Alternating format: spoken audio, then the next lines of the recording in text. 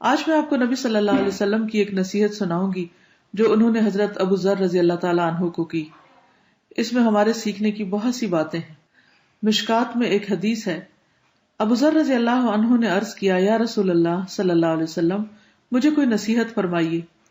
آپ نے فرمایا، میں تجھے اللہ کا تقوی اختیار کرنے کی نصیحت کرتا ہوں، کیونکہ اللہ سے ڈرتے رہنا تیرے دینی اور دنیاوی کاموں کی خوبصورتی اور آرائش کا باعث ہوگا. میں نے عرض کیا، کچھ اور فرمائیے.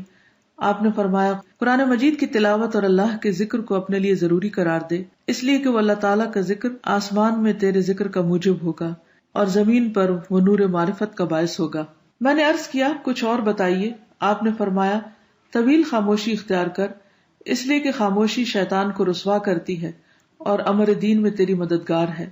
میں نے عرض کیا، کچھ اور فرمائیے.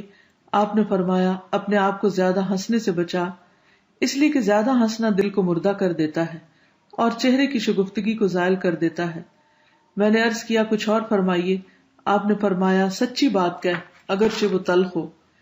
میں نے عرض کیا، کچھ اور فرمائیے. آپ نے فرمایا، دینی امور کے اظہار میں کسی ملامت کرنے والے کی ملامت سے نہ ڈرو. میں نے عرض کیا، کچھ اور فرمائیے. آپ نے فرمایا، جب کسی کی عیب گیری یعنی عیب اچھالنے کا خیال تیرے دل میں پیدا ہو تو اس کے اظہار سے تجھے تیرا یہ خیال روک دے کہ مجھ میں بھی کچھ عیب ہے. سبحان اللہ، کتنی پیاری نصیحتیں ہیں جو ہمارے نبی صلی اللہ علیہ وسلم نے کی. اللہ سے دعا ہے کہ وہ ہمیں عمل کی توفیق عطا فرمائے اور ہمارے اخلاق اور کردار کو سنت کے مطابق ڈھال دے. السلام علیکم ورحمۃ اللہ وبرکاتہ.